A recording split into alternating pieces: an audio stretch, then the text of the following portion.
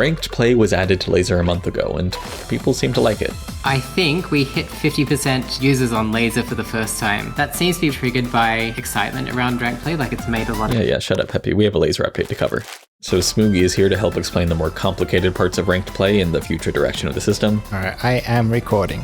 But before any of that, let's go back to when ranked play came out. There were 4 hotfix releases tackling immediate feedback on the system, followed by 3 tachyon releases, so you might already be familiar with some of these simpler changes. On the queue page, whatever mode is selected here will be remembered next time you enter ranked play. The chart also has more sensible scaling, and the queue sound effect eventually fades out. When entering a match, the ranked play bar has an animation, the chat box is available right away instead of only appearing at the discard phase, and the sound effect for running out of time is much more obvious. During a match, the red fail screen no longer activates when your HP is at 0, since ranked play has no failing to begin with. Then on the results screen, the timer reduced from 20 seconds to 15, plus map information was added up here. And for those who want ranked play without any pressure, there are now private matches called duels. If you open up the dashboard and go to the friends or the online user search, you can now right click and invite to duel. I think you have to be sitting at the ranked play queue screen for it to work correctly, because you have to have the correct queue selected that you want to duel them in. And yeah, if you challenge someone to a duel, it doesn't affect your ranked play ranking, but it means that you can just play through the system with friends and, have a casual match. So I think that's a really cool feature we have. While all of these smaller changes were being handled, developers and the rest of the people behind ranked play were also busy trying to address some of the more nuanced issues, primarily map selection, damage numbers, and skill-based matchmaking. As mentioned earlier, this stuff is complicated, so how has the map selection process changed since the release of ranked play? Okay, so previously what we would do is we would take the star rating of the beat map and try to match that to a similar ELO rating. Most of the cases that was fine, except that there were outliers like 2-star maps that were actually a little bit more difficult than 2 stars. And so we've added dynamic beat map rating to move those based on how well users performed on the map. So if a player gets more than 550,000 score, the map gets pushed down in rating. And the opposite, if a player gets less than 550,000 score, the map goes up in rating. In some cases, it's been a little bit extreme. We've seen 2-star beat maps go to 7 stars. That's what we've done so far. And just to be clear, dynamic beatmap rating is not related to stuff you might have seen about top players getting lobbies with completely incorrect star rating ranges. Are you fucking serious? That was caused by a change that was actually reverted a couple days later. Even with dynamic beatmap rating though, it'll still be possible to get maps that are easier or harder than your expected difficulty. That's actually an intentional choice for the system. We've come up with this 80% competitive, 20% fun idea. Maybe 80% of the beat maps should be from that rating range, but 20% of the beat maps should be just sort of random. Maybe Emrek gets a 3-star map in his hand, sort of deals. Yeah, I don't know how much I want to spoil it of the meeting we had last time, but we want to make sure that the system doesn't just become like samey to the point where you basically know what's going to happen. You know the outcome of the match. We want to mix things up at least a bit. Having like the 20% of cards be these curveball cards which you get in your hand and you're like, what the hell have I just got? I can play this card in this way against this opponent and it's actually going to work to my advantage kind of thing. Okay, shifting over to damage multipliers. Lots of people have opinions on those, so what's been changing there? Rule sets like Mania, Catch, and Tiger, we've had feedback that their games are taking too long. We've also had feedback that early cards are sort of worthless because they don't deal all that much damage, or you just get one shot in the later stage by a card that you can't play. We've tried to address those things, firstly by raising the damage multiplier for Catch, Tiger, and Mania. We've also implemented a last stand system. When a fatal hit lands, instead of dying, you get reduced to 1 HP. And we're going to have a complete rework of the damage system coming. We've been looking at the way that other games operate, like GeoGuessr, where the whole life idea comes from in the first place. And they implemented something called individual multipliers. Instead of there being one global damage multiplier for the entire room, every player has a damage multiplier instead. So this could reward that early game case by making it so that you should try to win your map to increase your multiplier.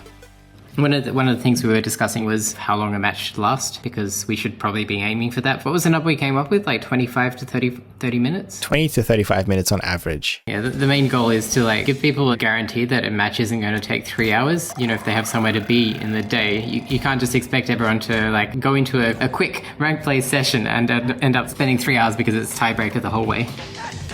One more thing about damage, there was this change added for people who aren't able to download maps within 2 minutes. As a penalty for essentially stalling out the round, they automatically lose 100,000 points, scaled up by the damage multiplier. And now on to matchmaking. These kinds of ranked play systems across all games are notorious for top players having long waits for matches, which is why 2 changes were made. The first increasing the queue range over time, and the second allowing the top 100 players to match with each other regardless of rating. It's a bit of a, stab in the dark at solving the issue. Players like Emmerich just have so much more elo than anyone else on the leaderboard. Realistically, he's just so much better than everyone else that he's just going to climb the leaderboard no matter what. There's nothing that we can really do there other than to just make him able to pair with anybody. Oh my fucking god. Let's play again. Quick side question. Top players are like a very small percentage of the people actually playing ranked, so how much weight do they have on development? That's a struggle. Quick question, you say? The top players are the ones that are very vocal and the ones that bring more eyes to the system. But at the end of the day, it's a balancing effort to make the game feel good for everyone, I guess. Focusing a lot on issues brought up by top players or by people watching top players stream. They're very outskirt issues, even the one we've been discussing about the map pool being too limited at the top. But we can't just ignore it, right? Because that's where the top end is. That's the thing you're striving for as a player. You want to get to that level, so you have to make sure that it is still fun to be there. That more or less covers the current state of ranked play. As with any new system though, there's still more being worked on to get things in a stable state. Developers want to make that incompleteness especially clear in ranked play by labeling these first few months as Season 0. Season 0 is the experimentation season. I think we came to the conclusion that Season 0 will last till we've got the core issues right now resolved, which is pooling, multipliers, I guess mods to a degree, visibility mods. I had another one. And tiers, right? Like ELO tiers. Oh yeah, leagues, ranks, yeah, whatever you call them. This season is just going to be until however long it takes. And hopefully that's not 6 months.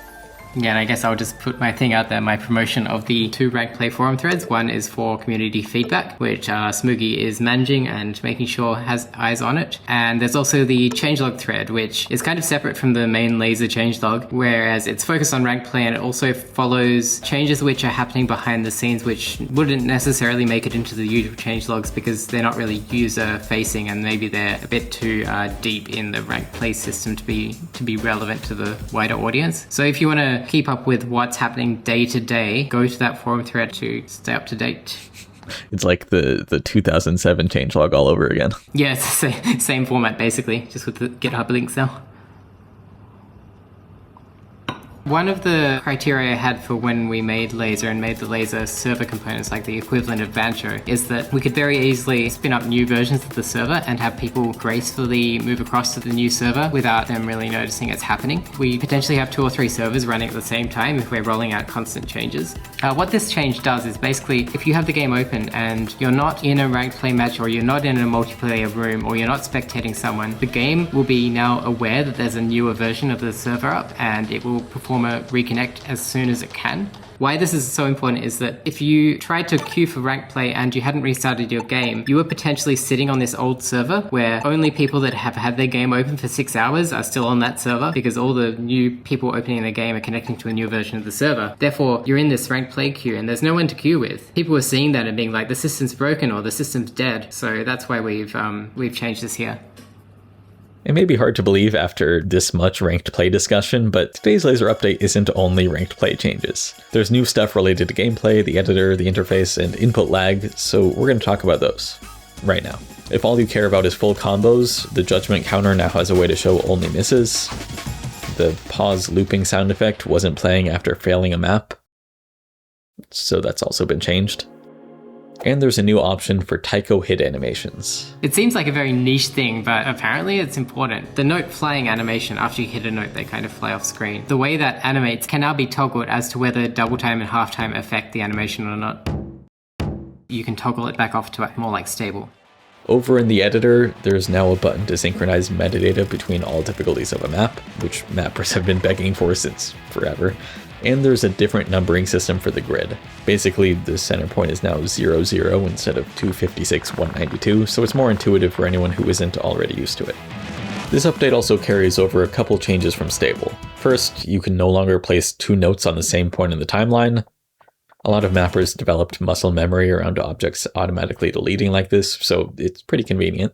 Then second, global toggles like disabling skins and hit sounds no longer affect the editor. Of course, we are going to get users that are like, I use the editor to get a preview of my beatmap. And to those players, we are looking at making like practice mode, which is completely separate from the editor. Please just accept this change as something that mappers want and need, and we'll fix that in follow-up work. We have a community-approved redesign of the results screen, which hasn't been implemented yet. That is still on the table, it's also in the roadmap, but until that happens, the current results screen is kind of shoddy. Stanar jumped in and did a bit of work just to tidy things up and make it a bit more presentable. It's not like it's fixing it, but it's also just making it that bit more bearable until we get the new version in. On the topic of better designs, the dashboard now shows user rankings. Pretty useful when you're, sorting by rank. Meanwhile, in Song Select, apparently Song Select performed really bad for users with like many beatmaps and many scores. We just weren't seeing it because we're devs and we don't play the game or something. Anyway, Song Select performance when you're scrolling is now like 1,000 times better. And in addition to that, if you had a collection with like 10,000 beatmaps and then you tried to drag the star rating difficulty slider, it would slow down a lot, and that's been fixed as well. this is Stable's mod select screen. There aren't as many mods as Lazer, obviously, and some of them are combined, like Double Time and Nightcore. So when it comes to shortcuts, hitting the Double Time hotkey twice will skip to Nightcore. The classic mod select hotkey style brought that behavior to Lazer, but now also applying to the Traceable and Blinds mods, where Traceable is the secondary mod on the hidden shortcut, and Blinds is a secondary mod on the flashlight shortcut. Great for the people who love both stable shortcuts and Lazer mods. Which might be nobody, but whatever. Tablet players may also appreciate this new pen sensitivity setting. This seems like a minor thing, but the only reason this is even possible is because of a major change in how Lazer handles device inputs. The TLDR, and I'm going to try my best to TLDR this, is that a lot of users have reported recently that applications like Discord are causing input to lag. So we did a bit of investigation into this, and Discord is basically like listening to everything your PC is doing, every keystroke, every mouse movement, and that adds overhead to anything which is using the same flow that they're using, which is the system-wide flow. With this change, we can finally bypass all these external applications adding their own overheads to input handling. So we're finally getting like a raw feed, more similar to how Stable is doing it. And looping back to the tablet thing, because we've switched to STL3, tablet handling is now separate from mouse handling in this library. So players which use both mouse and tablet can have different sensitivities for both now. So that's a net win in my opinion.